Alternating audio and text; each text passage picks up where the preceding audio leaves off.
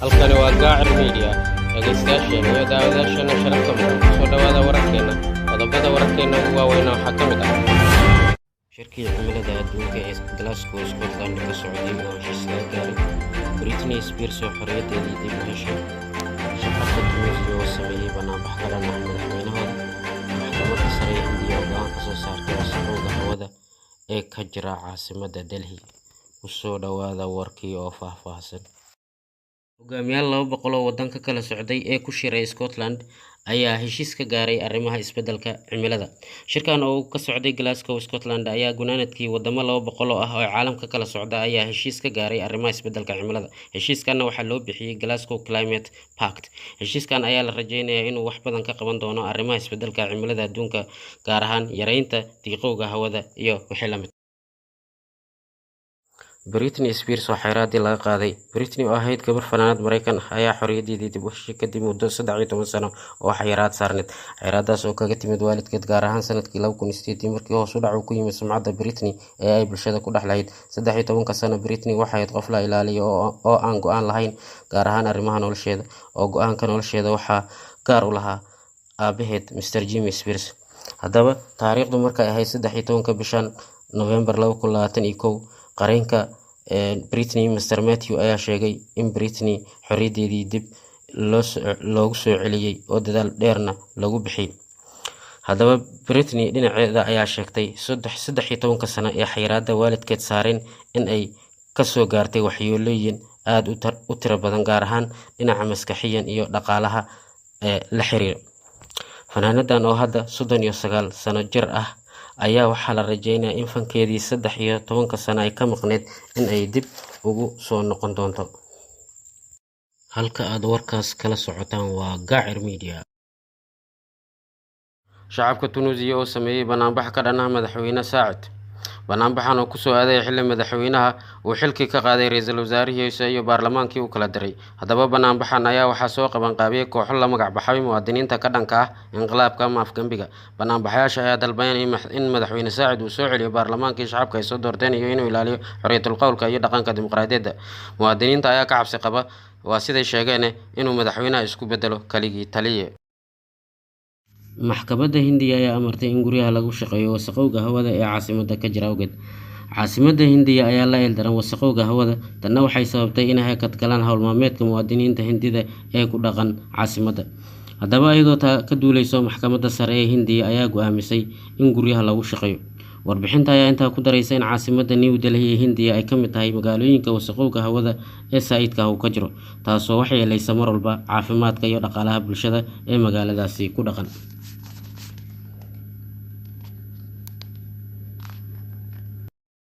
Dhageystayaasheena iyo daawadayaasheena sharafta mudan, intaa waxaa inaga warkii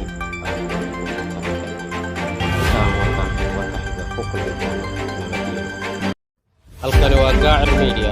Dhageystayaasheena iyo daawadayaasheena sharafta mudan, soo dhawaada wararkeena. Qodobada xasuus isku day ay Taiwan ku ballaarinayso ka qayb qaadashadeeda kaalinteeda qaramada midoobay. Dowladda Mareykanka ayaa rabta Taiwan inay kaalin weyn ku lahaato qaramada midoobay dhexdeeda. Xogeyaha arrimaha dibadda Mareykanka Mr. Blinken ayaa sheegay in beesha caalamku wajahayso xaalado iyo arrimahan horey loo arag.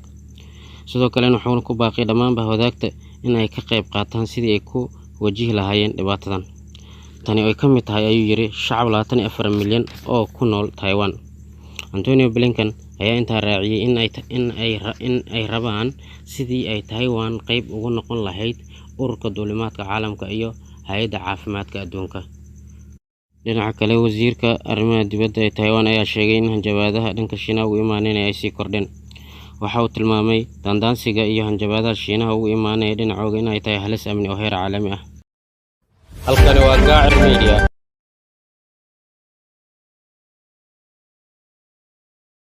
Barbados ayaa xilkii ka qaaday boqoradda Ingiriiska Queen Elizabeth II. Waddankan yar ee Barbados wuxuu ka mid yahay wadamada boqoradda Ingiriiska maamusho Queen Elizabeth II. Boqoradda madaxa xukuumadda ayay ka ahayd Barbados. Haddaba, wadamada barwaaqo sooranka Commonwealth-ga la isku yiraahdo waa 54 waddan. Waxaa madaxa xukuumadda ka ah boqoradda Ingiriiska Queen Elizabeth II. Waddankan Barbados 16 ayuu ka mid ahaa, balse maanta ayuu waddankani sheegay inuu xilkii ka qaaday boqoradda. wuxuuna baarlamaanka Barbados cod aqlabiyad ah saddex meelood laba madaxweyne ugu doorteen ama ku ansixiyay Sandra Mason waxaa xilka loo dhaarin doonaa bisha November 30keeda 2021. tanina waxay ku soo aadaysaa xuska 55aad ee madaxbannaanida Barbados.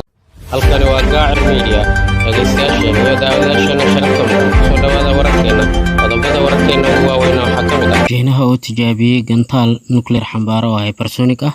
WHO oo mar kale sheegtay inuu sii jiri doono cudurka COVID-19.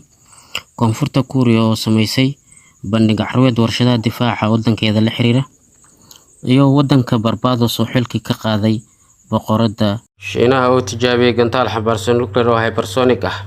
dowladda Mareykanka ayaa sheegtay in ay si dhow la socoto barnaamijyada gantaalada nuclear-ka xambaarsan kuwa hypersonic ah kadib markii ay dowladda Shiinaha tijaabisay gantaal nooca nuclear-ka xambaarsan ee hypersonic ah. Majalada Financial Times bishii tagtay ee Agoosto 2021 ayaa daabacday in dowladda Shiinaha tijaabisay gantaal nuclear xambaarsan oo nooca hypersonic la yiraahdo ah. waqtigaasi xogeyaha difaaca Mareykanka kama hadal warbixinta lagu daabacay majalada Financial Times. dhinaca kale dowladda Shiinaha ayaa iska fogeysay eedeymaha oranaya in ay tijaabisay gantaal nuclear xambaara oo hypersonic ah ee xawaarihiisu dheereeyo, balse dowladda Shiinaha waxay sheegtay in waxa ay tijaabiyeen ay ahayd dayax gacmeed hawada sare loo dirayo oo ay isticmaalayaan arrimo rayid ah. falanqeeyaashu waxay amuurtani ka yiraahdeen sida tan: haddii warbixintani run tahay, Shiinaha ma haysto gantaal nuclear xambaarsan oo hypersonic ahna gantaal xawaarihiisa guuxiisa ka dheereeyo 5 jibaar oo kaliya ee waxa kale oo uu haystaa gantaalada balaastikada ah. falanqeeyaashu waxay intaa ku darayaan gantaalada hypersonic iyo gantaalada balaastikada in ay Shiinuhu awood u siinayaan inuu bartilmaameedsado waqtiga iyo goobta uu rabo si uu duqeymo ugu geysto. Koonfurta Kuuriya oo sameysay bandhig ama caro wax soo saarka warshadaha difaaceeda ay ku muujinayso. bandhigan ay Koonfurta Kuuriya ku soo bandhigtay wax soo saarka warshadaha difaaca wadankeeda. waxyaalaha lagu soo bandhigay halkaasi waxaa ka mid ahaa noocyada diyaaradaha ee kala duwan sida diyaaradaha jeedka ee jiilka 5aad, gantaalo casri ah iyo wax la mid ah. warbixintan ayaa intaa ku daraysa in madaxweynaha Koonfurta Kuuriya Mr. Moon uu dhaqaajiyay horumarka warshadaha difaaca wadankiisa. sidoo kale ujeedada laga leeyahay bandhigan ayaa lagu sheegay sidii Koonfurta Kuuriya ku hanan lahayd hogaamiyaha wax soo saarka warshadaha difaaca adduunka. bandhigan waxaa ka qayb qaatay 28 wadan, sidoo kale 400. WHO oo mar kale sheegtay in 2020 iyo wixii ka dambeeyay uu sii jiri doono cudurka COVID-19. WHO oo digniin ka soo saartay in COVID-19 2020 iyo wixii ka dambeeyay uu adduunka ka sii jiri doono. sababta sii jiritaanka COVID-19 ayay WHO ku sheegtay in ay tahay isu dheelitirnaan la'aanta iyo sinaan la'aanta ka jirta qaybsashada tallaalka COVID-19 looga hortagi lahaa. WHO ayaa sidoo kale dhalishay wadamada UK iyo Canada oo ka soo bixi waayay ballantii ay qaadeen, taasoo ahayd in ay tallaalka wada gaarsiin doonaan wadamada saboolka iyo wadamada hodanka ayagoo adeegsanaya barnaamijkooda tallaalka ee COVAX. balse WHO siday sheegtay arrinkani waa lagu guuldareystay.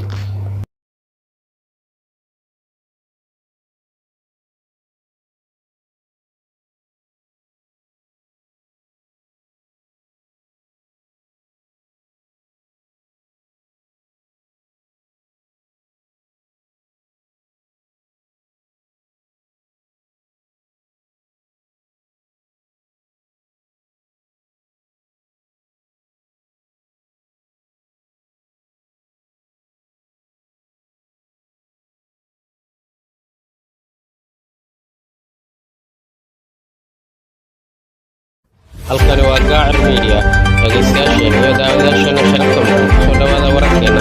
qodobada wararkeena ugu waaweyn waxaa ka mid ah madaxweynaha Brazil oo la maxkamadeynay. guddiga Senetka dalka Brazil oo muddo 6 bilood baaritaan sameynaya baaritaankaas oo ka dhanaa kaalintii ay xukuumadda Brazil ku leedahay dhimashada dad ka badan 600,000 oo qof ayaa soo bandhigay warbixintoodii. soo bandhigista warbixintan ayaa qaadatay muddo 12 saacadood, taasoo cadeymihii guddiga Senetka soo bandhigay la dhageystay. guddiga oo ka koobnaa 12 xubnood ayaa 7 ka mid ah ogolaadeen in la ansixiyo warbixinta, waxayna sheegeen in dacwad lagu soo ogayo madaxweynaha Brazil Mr. Bolsonaro. guddigan baarista ah ayaa sheegay in Mr. Bolsonaro uu geystay 9 fal dambiyeed. fal dambiyeedka ugu horeeya uu geystana uu yahay fal dambiyeed ka dhan ah bini'aadanimada. guddiga ayaa sidoo kale sheegay in 18 qof ay mas'uul ka yihiin dhimashada 600,000 oo qof oo u dhintay COVID-19 dalka Brazil. Brazil oo wadanka labaad xagga dhimashada COVID-19. Warbixintan ayaa intaa ku daraysa haddii madaxweynaha Brazil si dhab ah wax uga qaban lahaa ka hortagista wacyigelinta iyo xakamaynta COVID-19 in dad shacab ah oo fara badan la badbaadin lahaa. Mr. Renan oo ka mid ah Senatka Brazil ayaa yidhi madaxweyne Bolsonaro waa dilaa halis ah. Marka guddiga Senatka ay ansixiyeen warbixinta kadib ay maxkamadda sare ka codsadeen in Bolsonaro ay xayiraad ka saarto baraha bulshada si uusan u isticmaalin bulshadana uusan u maran habaabin. Balse taageerayaasha madaxweyne Bolsonaro ayaa yidhi guddiga Senatka ajenda siyaasadeed oo gooni ah ay wataan, taasoo ay ku dareen guddiga Senatka waxay rabaan in Bolsonaro laga guuleysto doorashada soo socota. Guddigan warbixintooda waxay u gudbin doonaan qareenka guud oo haysto 30 maalmood si uu uga soo jawaabo dacwadahaas ay u soo gudbiyeen guddiga Senatka. Haddaba warbixintan ayaa la aaminsan yahay inay dhaawac u geysan doonto mustaqbalka siyaasadeed ee Mr. Bolsonaro.